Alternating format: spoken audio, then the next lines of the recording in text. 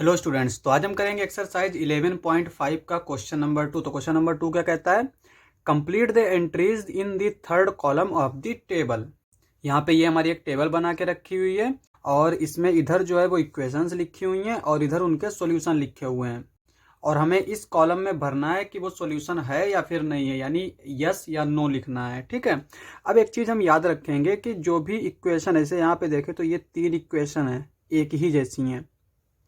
तो हर इक्वेशन का जो सॉल्यूशन होता है, जिसको हम वैल्यू ऑफ वेरिएबल बोलते हैं, वो यूनिक होता है। तो इसका मतलब ये हुआ कि अगर ये 3 इक्वेशन हैं और इसमें कोई एक अगर सेटिस्फाई कर रहा है तो वही यस हो जाएगा, बाकी दोनों क्या हो जाएंगे? नो हो जाएंगे। ठीक है। तो यहाँ पे पहले वाले से स्टार्ट करते हैं, ए वाले से।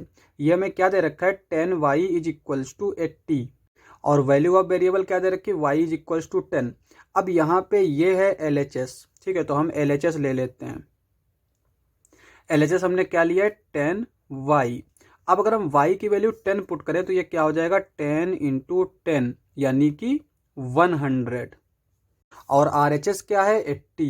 तो 180 के तो इक्वल होता नहीं है, तो इसका मतलब ये हुआ कि ये सॉल्यूशन नहीं होगा। तो यहाँ पे लिखेंगे नो। नेक्स्ट देख लेते हैं, यहाँ पे y इज इक्वल्स टू 8 दे रखा है। अगर हम 8 पुट करेंगे तो ये क्या हो जाएगा? 10 इंटू 8। तो यहाँ पे हो जाएगा 10 इंटू 8 यानी कि 80। और 80 हमारा RHS में भी दे रखा है, तो इसका मतलब ये हुआ कि y इज इक्वल्स टू 8 जो है वो सॉल्यूशन हो जाएगा, यानी वैल्यू ऑफ द वेरिएबल हो जाएगी। तो इसका मतलब ये हमारा सॉल्यूशन हो जाएगा। और चूंकि ये तीसरा y इज इक्वल्स टू 5, अब सॉल्यूशन तो एक ही होता है, तो ये हमारा सॉल्यूशन नहीं होगा। अब आते हैं हम नेक्स्ट पे। तो नेक्स्ट में दे रखा है 4l इज इक्वल्स टू 20। अब यहाँ पे हम LHS ले लेते हैं। LHS हमने क्या लिया है? 4l। अब l की वैल्यू हम पहले 20 पुट करते हैं। तो 20 जब हम l की वैल्यू पुट करेंगे तो ये क्या हो जाएगा? 4 इंटू 20 और 4 टू ज़ा 8 यानी कि 80 आ जाएगा। और जबकि राइट साइड में क्या दे रखा है? 20 दे रखा है, तो ये तो सॉल्यूशन होगा नहीं, तो यहाँ पे लिखेंगे हम नो। नेक्स्ट दे रखा है l इज इक्वल्स टू 80। अब अगर हम यहाँ पे 4l की जगह पर अगर 80 पुट करें तो ये क्या आ जाएगा? 4 8 जा 32 यानी कि 320 आएगा। तो ये भी हमारा 20 के इक्वल नहीं है, तो इसका मतलब ये भी सॉल्यूशन नहीं होगा, तो यहाँ पे भी हम नो लिखेंगे। नेक्स्ट आता है l इज इक्वल्स टू 5। तो 4l अगर देखें तो यहाँ पे अगर हम 5 पुट करें तो ये 4 5 जा 20, तो इसका मतलब ये सॉल्यूशन हो जाएगा, तो यहाँ पे लिखेंगे यस। अब आते हैं हम नेक्स्ट पे। तो नेक्स्ट हमारी इक्वेशन किस तरह से दे रखी है? b plus 5 is equals to 9। तो यहाँ पे पहले b is equals to 5 put करके देखते हैं। तो LHS क्या दे रखा है? b plus 5। b is equals to अगर हम 5 पुट करेंगे तो ये क्या हो जाएगा? 5 प्लस 5 जो कि आएगा 10। और जबकि राइट साइड में क्या दे रखा है? 9।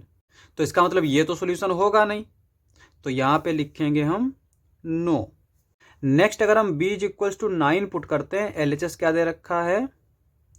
LHS is equals to b plus 5। और अगर b की हम वैल्यू 9 पुट करें तो ये हो जाएगा 9 प्लस 5 यानी कि 14। और इधर राइट साइड में 9 दे रखा है, तो ये भी सॉल्यूशन नहीं होगा, यहाँ पे भी नो लिखेंगे। नेक्स्ट आता है हमारा b इज इक्वल्स टू 4। तो यहाँ पे अगर b की जगह पर हम 4 पुट करें तो 4 प्लस 5 ये क्या आ जाएगा? 9। और यहाँ पे राइट साइड में भी 9 दे रखा है, तो इसका मतलब ये सॉल्यूशन हो जाएगा। अब आते हैं हम नेक्स्ट इक्वेशन पे। तो यहाँ पे नेक्स्ट वाला पार्ट हमें किस तरह से दे रखा है? h minus 8 is equals to 5। तो यहाँ पे LHS दे रखा है h माइनस 8। तो h माइनस 8 दे रखा है। अब h की वैल्यू अगर हम 13 पुट करें तो क्या आएगा हमारा? 13 माइनस 8।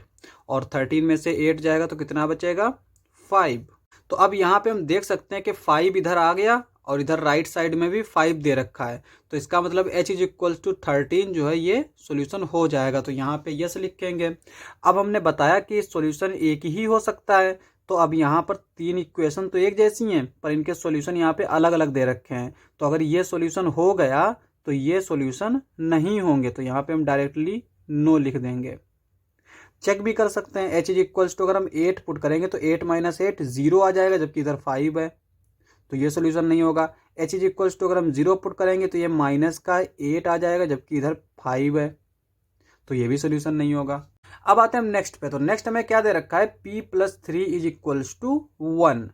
तो यहाँ पे LHS दे रखा है p+3। अब यहाँ पे अगर हम p is equals to 3 put करेंगे तो ये क्या हो जाएगा, 3+3 हो जाएगा 6। और अगर हम p is equals to 1 put करते हैं, यहाँ पे ये 1 दे रखा है, तो ये क्या हो जाएगा 1+3 4 आएगा। और 4 भी हमारा इधर नहीं, इधर से हमारा क्या है 1 है, तो 4 भी सोल्यूशन नहीं होगा। तो यहाँ पे लिखेंगे 3 भी सोल्यूशन नहीं है और p इज इक्वल्स टू 1 भी सोल्यूशन नहीं है। LHS में p की जगह पर हम क्या पुट करते हैं, यहाँ पे दे रखा है 0।